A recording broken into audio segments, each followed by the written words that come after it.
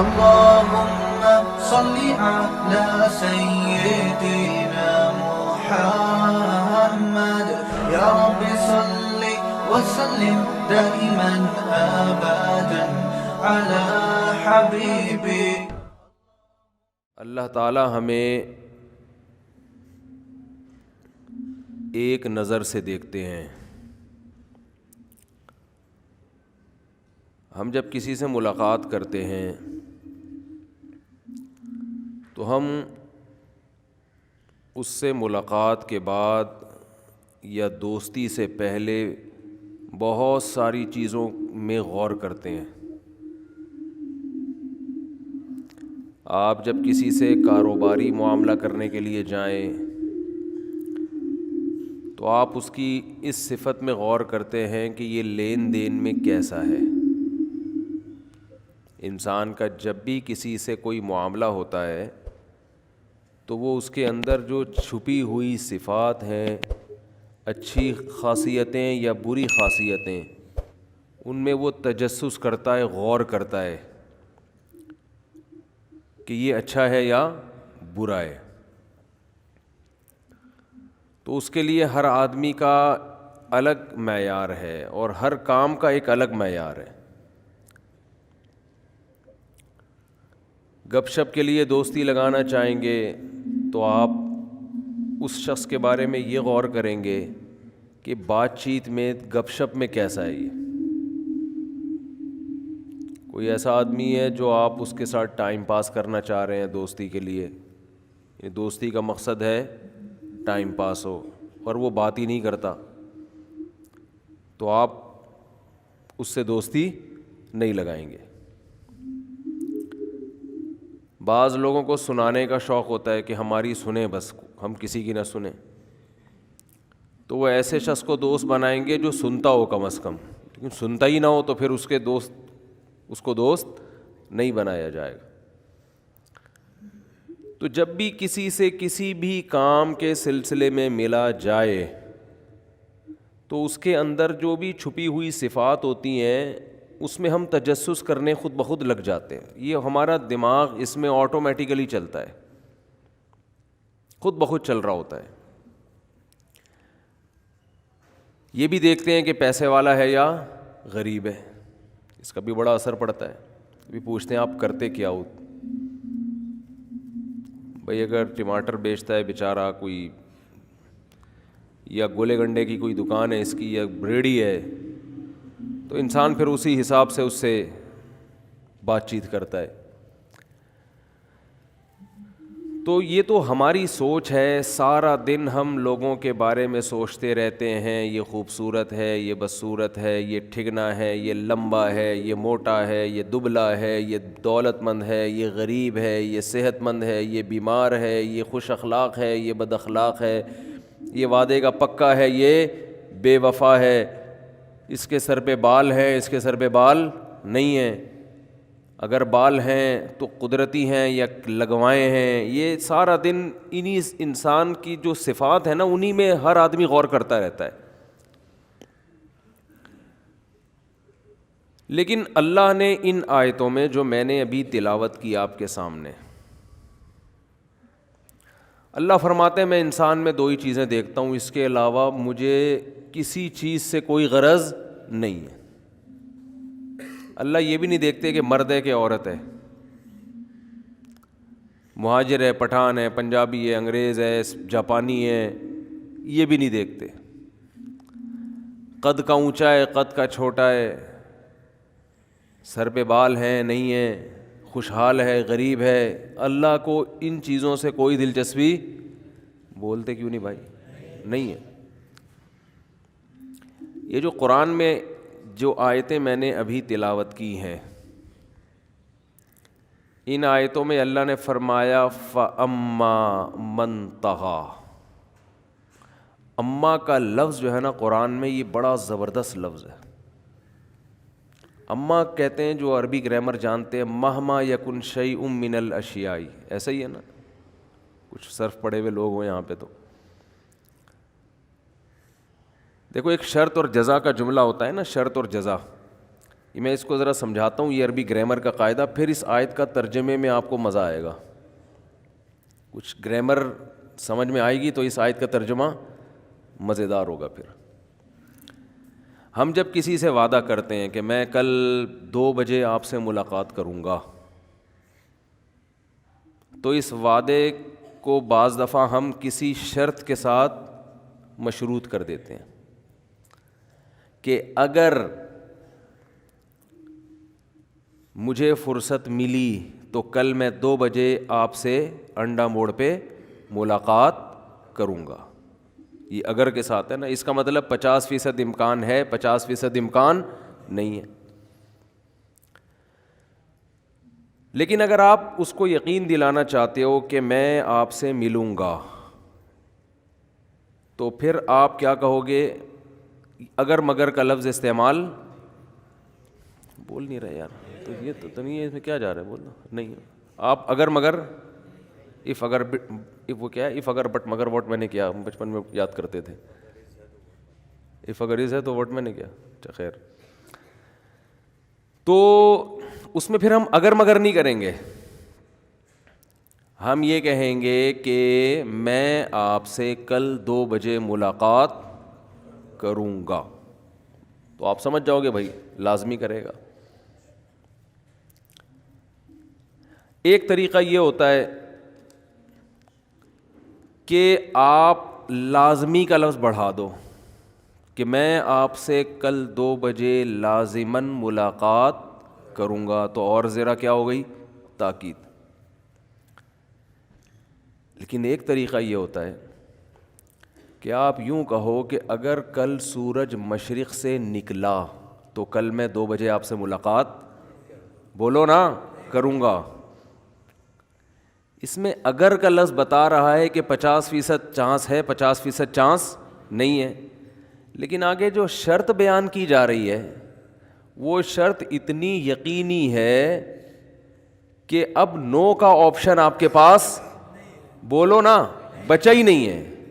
یعنی جب آپ سمجھانا چاہتے ہو نا کہ میں لازماً ملوں گا, تو آپ کہو گے اگر سورج مشرق سے نکلا تو ملاقات ہوگی, ورنہ بھائی میرا آپ سے ملاقات کا کوئی چانس نہیں ہے. اس میں بظاہر تو آپ یہ دکھا رہے ہیں کہ ملاقات نہ ہونے کا بھی چانس ہے, لیکن سامنے والے کے سگنل اگر کام کر رہے ہیں, اس کی کھوپڑی میں ایک عدد مغز اگر موجود ہے اور اس میں کوئی کمی نہیں ہے, کوئی فالٹ نہیں ہے, کہیں سے بلاکیج نہیں ہے, کوئی تار دائیں بائیں نہیں ہوئی, تو وہ سمجھ جائے گا کہ یہ ملے گا لازمی. یہ اسٹائل جب استعمال کیا جاتا ہے جب آپ سامنے والے کو یہ بتا دو کہ ایسا ہو کر رہے گا, یہ ممکن نہیں ہے کہ ایسا نہ ہو, تو پھر آپ کا اسٹائل یہ ہوگا کہ شرط اور جزا کے ساتھ بیان کرو گے, اور یہ محض ایک گویا کے دھمکی کے طور پر کہ کہیں اس خوش فہمی میں نہ رہنا کہ میں آپ سے ملاقات نہیں کروں گا. وجہ کیا ہے کہ اگر آپ شرط کے بغیر کہہ دیتے کہ میں آپ سے کل 2 بجے ملاقات کروں گا, آپ نے ایسے ہی کلام کو مطلق رکھا, کوئی قید نہیں لگائی, کوئی شرط نہیں لگائی, تو انسان کو وہم ہوتا ہے کہ یار کچھ نہ کچھ عوارض لوگوں کے ساتھ ہو جاتے ہیں.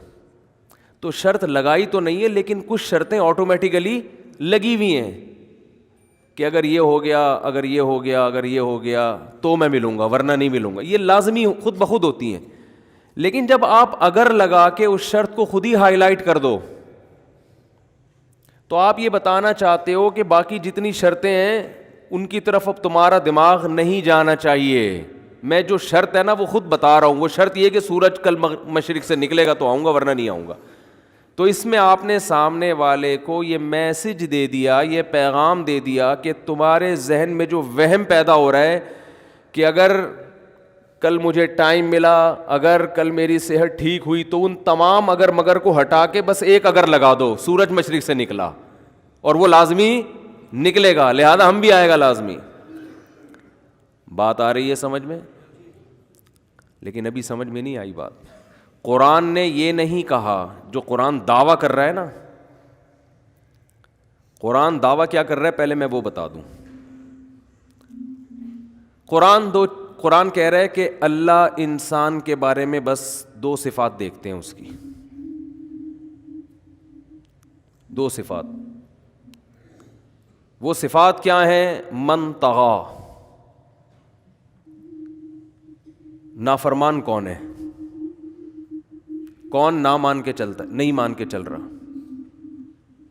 اور کون ایسا ہے جو مان کے چلتا ہے. بس ماننے والے اور نہ ماننے والے. اس کے علاوہ اللہ کو انسانوں سے کوئی غرض نہیں ہے. یہ تو ہمارے مسئلے ہیں کہ داڑھی سفید ہے یا کالی ہے، کالا کولا لگایا ہوا ہے بھائی، یا نیچرل کلر ہے، کیا خیال ہے، دانت اور اصلی سچی مچی کے ہیں یا نقلی دانت ہنسنے کے لیے الگ رکھے ہوئے ہیں اور ویسے گھر میں رہنے کے لیے الگ رکھے ہوئے ہیں. ہوتا ہے وہ آج کل یہ بھی چل رہا ہے، ہنسنے کے لیے باقاعدہ لگا کے ویڈیو بنا کے ہنسے، اس کے بعد آرٹیفیشل دور ہے نا. تو ہمارے تو کروڑوں مسائل ہیں نا، کروڑوں، وہ تو ختم ہی نہیں ہوتے. سارا دن مسائل میں ہی گھرے رہتے ہیں. کسی کو نیند نہیں آ رہی، کسی کو آ رہی ہے تو اٹھا ہی نہیں جا رہا اس سے، پولیس آ رہی ہے اس کو اٹھانے کے لیے. گھر میں 2 بیٹے ہوتے ہیں، ایک سوتا نہیں ہے، دوسرے کے بارے میں باپ کو شکایت ہوتی ہے سوتا ہی رہتا ہے. یہ چل رہا ہے نا مارکیٹ میں. ایک کے اتنے اچھے اخلاق ہیں کہ وہ غیرت لیسی ہو گیا ہے، جہاں غصہ آنا چاہیے بولو بھائی غصہ ہی نہیں آ رہا اس کو. باپ کہہ رہا ہے بھائی تو اپنی بیوی پہ تھوڑا سا تو غصہ کر، اس کو کنٹرول کر، وہ بالکل ہی غصہ لیس. اور دوسرا ایسا ہے کہ وہ چنگیز خان بنا ہوا ہے. تو ہر گھر میں ہر جگہ مسئلے مسائل چل رہے ہیں. ایک بچہ ایسا ٹائم پہ اسکول جا رہا ہے، دوسرا ایسا ڈھیٹ پیدا ہو گیا کہ ماں باپ کہہ رہے ہیں یار یہ کیا پیدا ہو گیا. تو یہ تو ہمارے مسئلے ہیں، لیکن یہ تمام کے تمام مسئلے ہمارے مرتے ہی کیا ہو جائیں گے؟ ختم. اور یہ ہماری خوش فہمی ہے کہ ہم سمجھتے ہیں کہ جب تک میں زندہ ہوں تو مسائل حل ہو رہے ہیں، میں مر گیا تو پتہ نہیں کیا ہوگا. یہ اس خوش فہمی میں نا ہم سب مبتلا ہے. یاد رکھو کہ میں مر گیا تو پتہ نہیں کیا ہوگا. کچھ بھی نہیں ہوگا. بڑے بڑے لوگ دنیا میں آئے اور مر گئے تو مسئلے ہوئے. ان کے زندہ ہونے میں جو مسئلے ہو رہے تھے وہی مرنے میں بھی چل رہے مسئلے. تو اللہ نے ان آیتوں میں جو میں نے ابھی آپ کے سامنے تلاوت کی ہیں، اللہ نے فرمایا کہ میں 2 ہی چیزوں کو انسان میں نوٹ کرتا ہوں، دیکھتا ہوں. مان کے چل رہا ہے یا نہیں مان رہا. باقی یہ تمہارے مسئلے ہیں، یہ تو میں ویسے ہی ختم کر دوں گا. جیسے بچے لڑ رہے ہوں، کھلونے ان کے ہاتھ میں ہو، یہ میری گاڑی، وہ کہہ رہے یہ تیری گاڑی ہے، اور جناب وہ باپ آئے ایک تھپڑ لگا کے سب کو کہ چلو جا کے سو جاؤ، ٹھیک ہے نا، سونے کا ٹائم ہو گیا، اسکول کا ٹائم ہو گیا. وہ سارے کھلونے چھین کے چل بھائی گاڑی میں جا کے بیٹھو. تو یہ تو ہمارے کھلونے ہیں. بلڈنگ ہے، وہ اتنی بڑی بلڈنگ کا مالک ہے، یہ اس کا ذاتی فلیٹ ہے، یہ اس کا رینٹ پر ہے، یہ اس کا ذاتی گھر ہے. اس کے بحریہ ٹاؤن میں 4 مکان ہیں، اس کے پورا اپارٹمنٹ خرید لیا اس نے 1 to 5 رکھی ہوئی ہے. وہ 50 پہ گھوم رہا ہے، وہ 1 to 5 کی باتیں کر رہا ہے. وہ جناب لینڈ کروزر میں گھوم رہا ہے اور اس کے پاس FX بھی نہیں ہے. اس کی 4 ہو گئیں اور اس کی 1 بھی نہیں ہو رہی. یہ بھی مسئلے ہیں نا آج کل، لوگ یہ چل رہے ہیں. اس کی 1 بھی نہیں ہو رہی ہے بھائی، یہ بھی لوگ آج کل کرتے ہیں. اور اس کی جو ہے نا، تو موت جب آتی ہے نا تو ایسے جیسے جھاڑو پھیڑ کے سارے مسئلے ختم. چل بھائی چل، شاباش، جا کے لیٹ جا پھٹے پہ جا کے لیٹ جا. تجھے اتنا اللہ اکرام کر دیتے ہیں کہ لواحقین کو کہتے ہیں اس کو ذرا غسل دے دو، تمیز سے غسل دے کے بس. باقی تو جو اس کے ساتھ ہوگا قبر میں، کیڑے کھائیں گے، مرے گا، سڑے گا، وہ تو ہوگا. وہ تو مجھے پتہ ہے نا، میں جانوں، میرا بندہ جانے. تمہارے پاس ہے تو چل تمہارے درمیان رہا ہے، کچھ خدمت بھی کی ہوگی، نہیں تو ایک انسانیت کا رشتہ تو ہے، تھوڑا سا نہلا لو. اب تو وہ نہلانا بھی عیدی سینٹر میں ہو رہا ہے پائپ سے نا، جو عزت کے ساتھ ایک غسل ہوا کرتا تھا ونس اپون اے ٹائم، وہ بھی مردوں کو نصیب نہیں ہو رہا. پہلے تو بیٹا اپنے باپ کو کندھوں پہ لٹا کے غسل دے رہا ہوتا تھا، بیٹی اپنی ماں کو غسل دے رہی ہوتی تھی، رو رہی ہوتی تھی، غسل دے رہی ہوتی تھی، تلاوت کر رہی ہوتی تھی، دعائیں کر رہی ہوتی تھی کہ آخری خدمت کا موقع اللہ نے دے دیا, شاید اسی سے بخشش ہو جائے. اب وہ بھی نہیں ہے. اب تو عیدی سینٹر فون کرتے ہیں, بھائی یہ انتقال ہو گیا ان کو, وہیں ہاسپٹل سے ڈائریکٹ کہاں جاتی ہے لاش؟ عیدی سینٹر. اپنے باپ کی میت پہ ہاتھ لگاتے ہوئے بھی ان کو گھن آتی ہے. یہ ہے جو لبرلزم آپ پھیلا رہے ہو نا معاشرے میں, ایجوکیشن, تعلیم ماڈرنزم, اس کا یہ نتیجہ ہے. میرے پاس فون آتے ہیں, ابا کا انتقال ہو گیا, ہم عیدی سینٹر لے جا رہے ہیں, پتہ نہیں کچھ بات پوچھ رہے ہوتے ہیں, تو میں کہتا ہوں یار آپ کو شرم نہیں آتی, کیا کر رہے ہو آپ؟ اللہ نے اب تو آپ کو بتا دیا کہ اب مزید خدمت کا موقع آپ کو, بولو, اب تو نہیں ملے گا. جب تک زندہ تھا تو پتہ نہیں تھا کہ 10 سال خدمت کرنی پڑے گی, 5 سال کرنی پڑے گی, 1 سال. اب تو اللہ نے بتا دیا 1 آدھ گھنٹے کی خدمت ہے, اب ختم. اب اس عیدی سینٹر لے کے جا رہے ہو اس کو کہ جی ہمیں تو غسل دینا آتا نہیں ہے. آپ تو ڈاکٹر ہو, آپ نے تو 4 سال MBBS پڑھا ہے, آپ 15 منٹ غسل دینے کا طریقہ نہیں سیکھ سکتے تھے کسی سے؟ 4 سال آپ نے اتنی ٹف ایجوکیشن MBBS کر لیا, آپ نے 10 منٹ لگتے ہیں غسل کا طریقہ سیکھنے میں کہ باپ کو کیسے غسل دیا جاتا ہے, ماں کو کیسے غسل دیا جاتا ہے, کیسے کفن پہنایا جاتا ہے. وہ 10 منٹ کا پوری زندگی آپ کے پاس ٹائم نہیں تھا. یہ جو آج سائنس اور ٹیکنالوجی ہے نا, اس کو جس طرح سے پڑھایا جا رہا ہے, ٹیکنالوجی کے ہم خلاف نہیں ہیں نہ سائنس کے, اس سے تو سب فائدہ اٹھاتے ہیں, لیکن اس ایجوکیشن کو لوگوں تک پہنچانے کے لیے جو راستہ اختیار کیا جا رہا ہے وہ انسان کو حیوان اور درندہ بنا رہا ہے. وہ راستہ, ریلیشن ختم.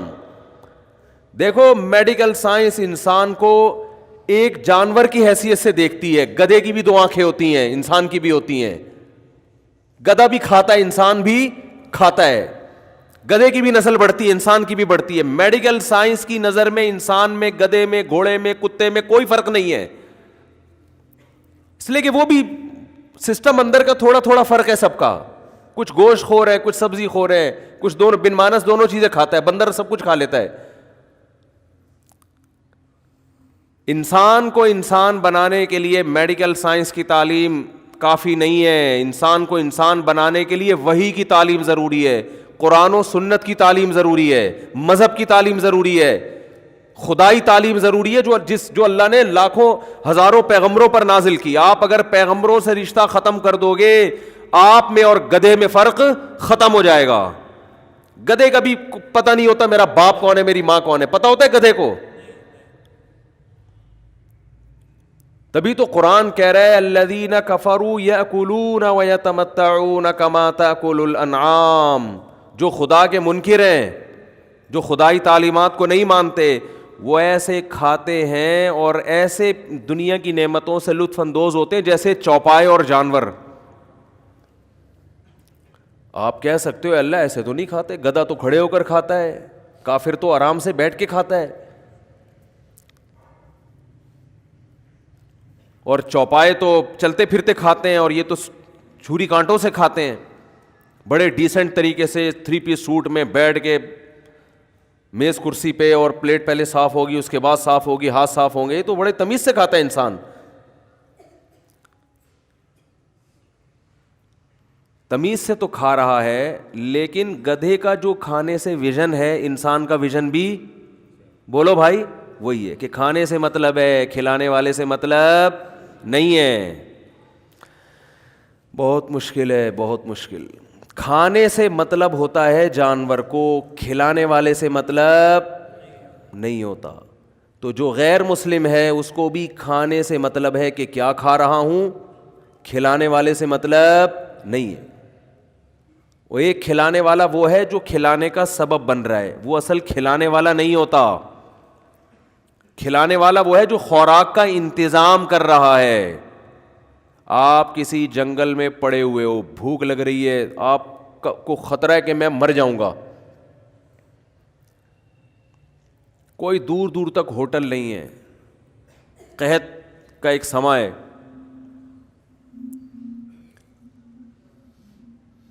آپ کی آنکھ لگ جاتی ہے, آپ جب اٹھتے ہیں تو سامنے کھانا رکھا ہوا ہے. اگر آپ میں انسانیت ہے تو آپ کھانے کے ساتھ ساتھ اس بات کو بھی فوکس کرو گے کہ یہ کھانا رکھ کر کون گیا ہے، اس تجسس میں پڑو گے آپ. اگر اس دوران کوئی شخص آپ کو ملتا ہے اور کہتا ہے کہ بھائی فلاں جگہ سے ایک آدمی گھوڑے پر، تیز رفتار گھوڑے پر آتا ہے اور کھانا رکھ کے چلا جاتا ہے، تو جب آپ یہاں سے سفر کر کے آگے جاؤ تو ایک دفعہ ہم اس کے گھر جا کے شکریہ ادا کر دیں گے. وہ 3 دن سے آپ یہاں پڑے ہوئے، وہ 3 دن سے کھانے کا انتظام کر کے جا رہا ہے. آپ جواب میں کہتے ہو کہ یہ خود بخود ہو رہا ہے، سب کچھ یہ آٹومیٹیکلی ہو رہا ہے، کھلانے ولانے کا کوئی سیٹ اپ نہیں ہے، یہ آٹومیٹیکلی ہو رہا ہے. اس کے بعد آپ سوتے ہو، پھر دیکھتے ہو کہ کھانا رکھا ہوا ہے آپ کے سامنے. پھر جب آپ کھاؤ گے نا تو چاہے کتنی تمیز سے بیٹھ کے، چاہے بسم اللہ بھی پڑھ لو اس سے پہلے، ہاتھ دھو کے آپ خوب نہا دھو کے 3 پیس سوٹ میں آپ بیٹھو گے تو عقل مند کہے گا کہ تم ایسے کھاتے ہو جیسے جانور، اسے کھلانے والے سے کوئی غرض نہیں ہے. ایک شکریہ تو ادا کر دو جا کے بھائی. آپ کہا نہیں یار وہ 1 کلومیٹر کے فاصلے سے کوئی بندہ آپ نے بتایا آتا ہے تو کون جائے وہاں پہ، بلکہ آپ کہہ رہے ہو کہ آتا ہی نہیں ہے کوئی، یہ خود بخود ہو رہا ہے. کافر یہی دعویٰ کرتا ہے. تو اللہ کا، میں قرآن کی ایک مثال دے رہا تھا کہ اللہ صرف 2 چیزیں دیکھتا ہے. فَأَمَّا مَن طَغَىٰ، میں اما کے لفظ کو واضح کر رہا تھا کہ آپ جب کسی سے وعدہ کرتے ہو کہ میں آپ سے ملنے کے لیے آؤں گا تو اس کے 3 طریقے ہیں.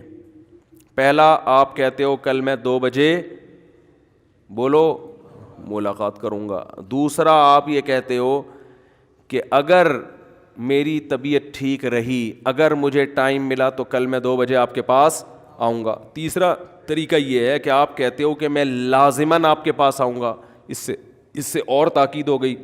چوتھا طریقہ یہ ہے کہ آپ یہ کہتے ہو کہ اگر سورج مشرق سے نکلا تو میں آپ کے پاس آؤں گا. اس کا مطلب کیا ہوا کہ باقی تمام اگر مگر ختم. سورج نے تو مشرق سے نکلنا ہے ہی، مگر قرآن اس سے بھی آگے کی بات کر رہا ہے، کیونکہ 0.00000000001% چانس ہے کہ کل سورج نکلے ہی نہیں اور قیامت آ جائے. ہے کہ نہیں ہے؟ اور آنے کا چانس ہی کیا ہو جائے یار، بہت مشکل ہے یار.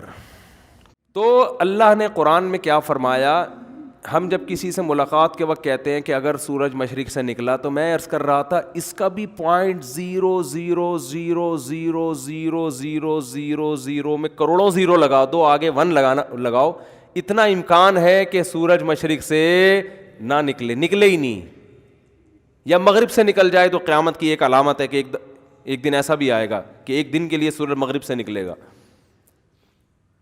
تو اللہ نے اس سے بھی آگے کی بات کی. اما کا مطلب ہے مہما یکن شیء من الاشیاء،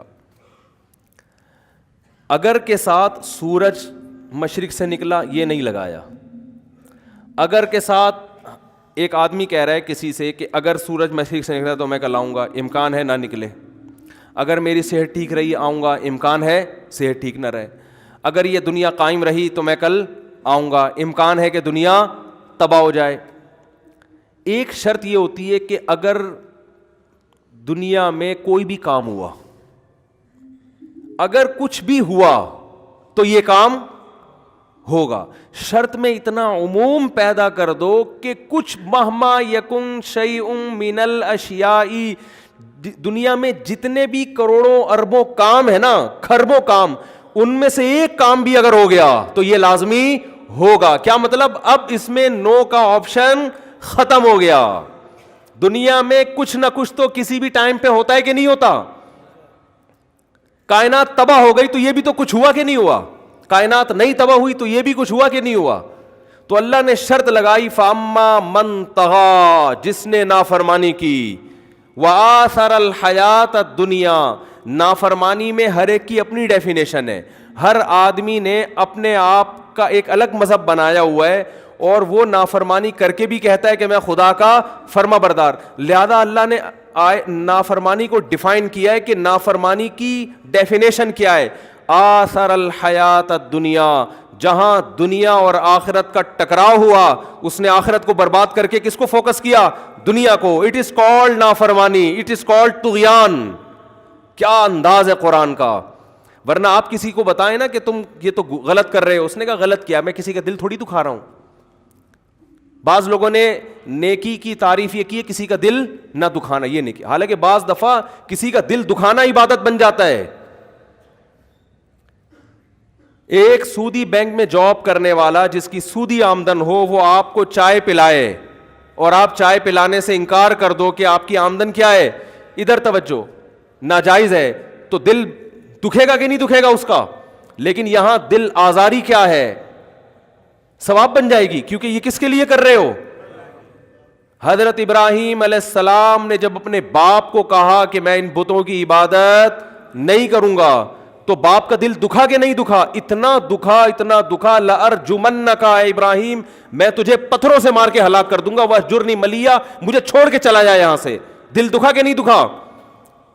لیکن ابراہیم علیہ السلام نے اپنے باپ کے دل کے دکھنے کی پرواہ نہیں کی. حالانکہ پیغمبر سے زیادہ اپنے باپ سے محبت کرنے والا کوئی نہیں ہوتا. فرماتے ہیں سلام علیک, آپ پر سلامتی ہو.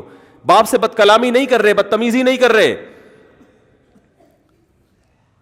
تو بعض لوگوں نے دل دکھانے کو بنایا ہوا ہے کہ دل دکھنا کیا ہے, بس دل آزاری نہ ہو کسی کی. ہر ایک کا اپنا اسلام ہے. تو اللہ نے فرمایا کہ میں دنیا اور آخرت ساتھ ساتھ چلیں گی, ان میں اگر مقابلہ نہیں ہو رہا تو تمہیں دنیا اختیار کرنے کی اجازت ہے. ٹکراؤ نہیں ہے تو ٹھیک ہے, بناؤ دنیا جتنی. سلیمان علیہ السلام کو بھی اللہ نے کتنی دنیا دی, کھاؤ بھی, پیو بھی, گاڑیاں بھی رکھو, لینڈ کروزر میں گھومو اپنے خرچے پہ. کوئی اگر حسد کی نگاہوں سے دیکھتا ہے, کسی کو اعتراض ہوتا ہے کہ یہ مولوی کو دیکھو جہازوں میں گھوم رہے ہیں, کبھی وہاں جا رہے ہیں, کبھی وہاں جا رہے ہیں, تو وہ اس کا اپنا فالٹ ہے. کیونکہ اللہ نے انسانوں کے لیے جو چیزیں پیدا کی ہیں, من حرم زینت اللہ اخرج لعبادہ, اللہ فرماتے ہیں کون ہے جس نے اللہ کی زینت کو حرام کیا جو اس نے اپنے بندوں کے لیے پیدا کی ہے. تو ان بندوں میں مولوی بھی آتے ہیں کہ نہیں آتے, یا وہ کچھ کوئی اور مخلوق ہے, اس میں علماء بھی آتے کہ نہیں آتے. لوگ ایک تو دعوت دے دے کے بلا کے خود ہی بکرے سامنے لا کے رکھتے ہیں, پھر تصویریں جاتی ہیں فیس بک پہ, لوگ کہتے ہیں ان مولویوں کو دیکھو صبح شام بکرے کھاتے رہتے ہیں. کھلاتے بھی ہیں زبردستی اور اعتراض بھی کرتے ہیں کہ ان مولویوں کے پاس کھانے کے علاوہ بولو, ہمارے فرمایا کرتے تھے یہ عجیب فرقہ ہے مولوی بھی. ایک طرف لوگ کہتے ہیں مولوی کھاتے بہت ہیں, دوسری طرف کہتے ہیں کہ مولوی بنے گا تو کھائے گا کہاں سے. اپنے بچوں کو مولوی بناتے بھی نہیں ہے کہ بنے گا تو کھائے گا کہاں سے. تو خیر یہ تو ایک الگ ٹاپک ہے. تو اللہ نے کوئی حرام نہیں کیا, آپ جائز طریقے سے نعمتیں استعمال کریں, لیکن ایک ٹائم ایسا آتا ہے کہ جہاں دنیا اور آخرت میں ٹکراؤ ہو رہا ہوتا ہے. آپ دکان پہ بیٹھے ہو, لائن لگی ہوئی ہے کسٹمر کی, اور ادھر حی علی الصلاۃ کی آواز آتی ہے. قرآن کہتا ہے فی بیوت اذن اللہ ان ترفع ویذکر فیہا اسمہ یسبح لہ فیہا بالغدو والآصال رجال لا تلہیہم تجارت ولا بیع عن ذکر اللہ. فرمایا کچھ ایسے گھر ہیں اللہ کے کہ جب اللہ کی طرف سے اذان کی آواز اور اذان کی ندا لگائی جاتی ہے تو میرے کچھ نیک بندے بازاروں میں, مارکیٹوں میں ایسے بھی ہیں کہ جنہیں تجارت اور خرید و فروخت اور کسٹمر کا رش وہ اللہ کی یاد سے غافل نہیں کرتا.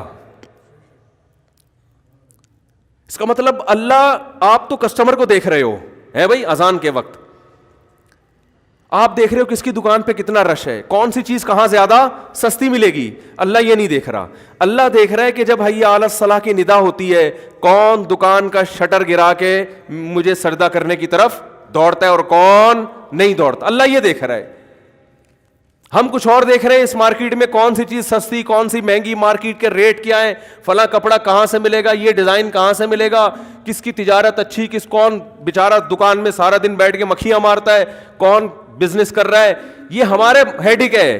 اللہ فرماتے ہیں میں دیکھ رہا ہوتا ہوں اور میں ان کو دیکھ کر اپنی کتاب میں ان کی تعریفیں کر رہا ہوتا ہوں. فی بیوت اذن اللہ ان ترفع ویذکر فیہا اسمہ یسبح لہ فیہا بالغدو والآصال رجال لا تلہیہم تجارت ولا بیع عن ذکر اللہ.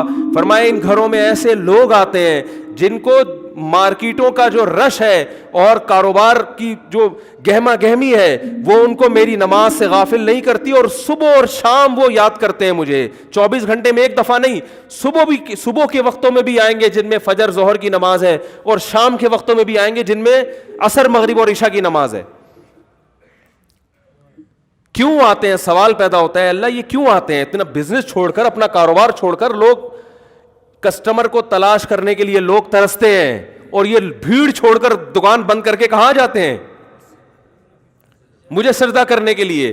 اللہ فرماتے ہیں اس لیے آتے ہیں یخافون یوما تتقلب فیہ القلوب والابصار, انہیں پتہ ہے کہ ایک دن ایسا آنے والا ہے جس دن ایسا حساب ہوگا کہ خوف کے مارے آنکھیں پلٹ جائیں گی اور دل الٹ جائیں گے, دل دھڑکنا شروع کر دیں گے خوف کے مارے. اس دن کا خوف ان کو نماز کے وقت تجارت سے غافل کر دیتا ہے, اور جو بدبخت ہیں وہ اس دن کو بھولے ہوئے ہیں, وہ اسی دنیا کو اصل سمجھ بیٹھے ہیں اور اسی میں اپنی زندگیاں برباد کر رہے ہیں, کھپا رہے ہیں. تو میں بات ختم کروں جلدی سے. اللہ نے فرمایا کچھ بھی ہو جائے, کچھ بھی ہو جائے, میرا قانون یہی ہے کہ من طغا, جس نے میری نافرمانی کی. اور نافرمانی کی ڈیفینیشن کیا ہے؟ جہاں دنیا اور آخرت میں ٹکراؤ ہوا, آثر الحیات الدنیا, اس نے ایسے موقع پہ دنیا کو ترجیح دے دی.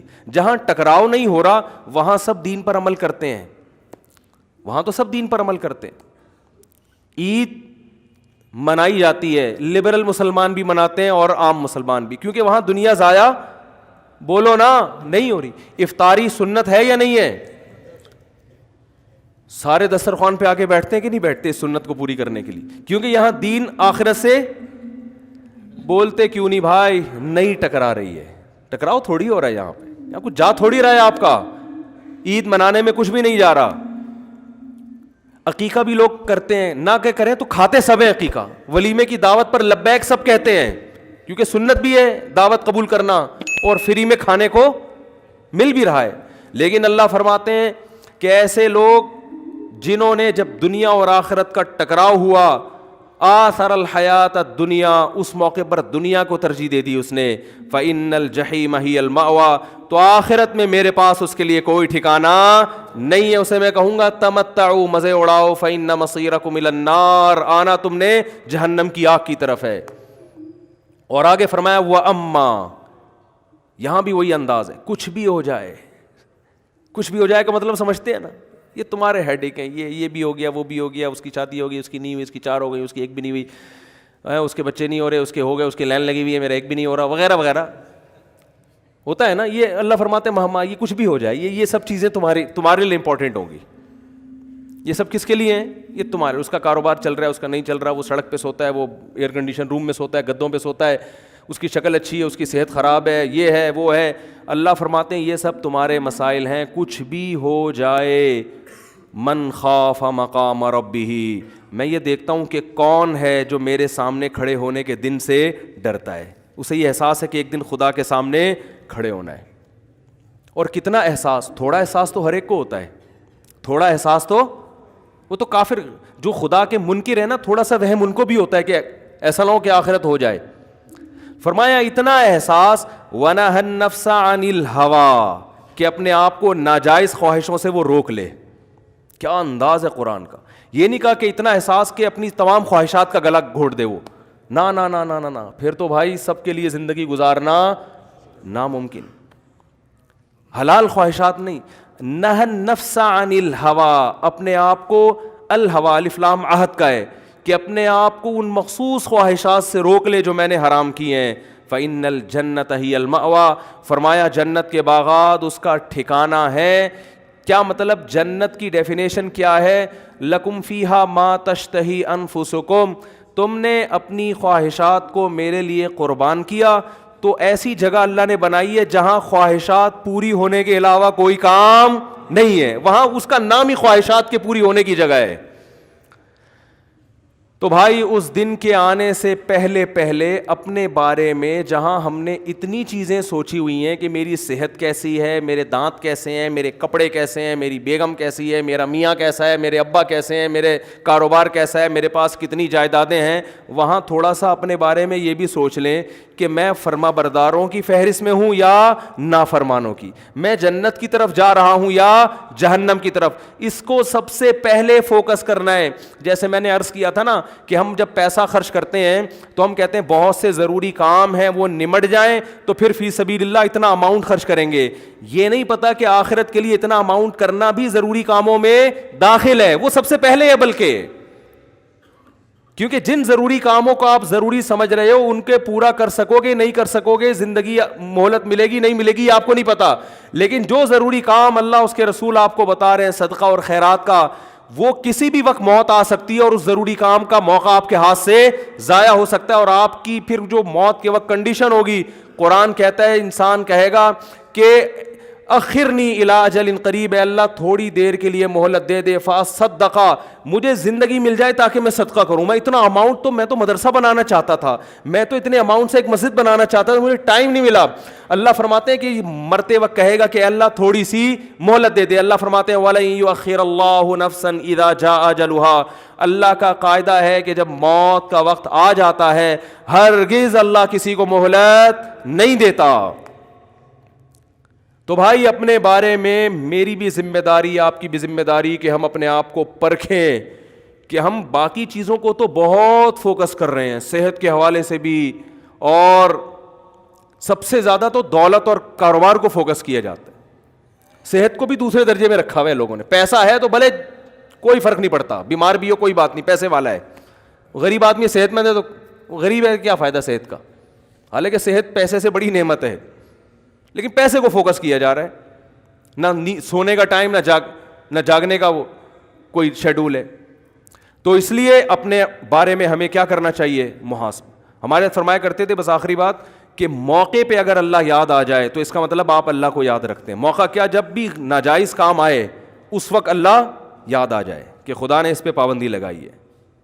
اللہ نے کیا لگائی ہے, پابندی. اس پابندی پر آپ نے عمل کر لیا تو اللہ فرماتے ہیں وَنَهَى النَّفْسَ عَنِ الْهَوَىٰ, اس نے آخرت کے خوف سے اپنے آپ کو بری خواہش سے روک لیا. اللہ فرماتے ہیں, تسلی دیتے ہیں, تیرے لیے خوشخبری ہے, تیری ساری خواہشات اللہ پوری کرے گا. تھوڑا صبر کر لے, تھوڑا صبر کر لے. یہ بھی دیکھ لے جن کی خواہشات پوری ہو رہی ہیں وہ بھی مر جاتے ہیں. جوانی میں بد نظری کرتے رہو تو قبر میں موقع ملتا ہے بھائی. تو نظر جھکا لوگے تو بھی مرنا ہے, اٹھا لوگے تو بھی مرنا ہے. اللہ تعالی ہم سب کو سمجھنے کی, عمل کی توفیق عطا فرمائے.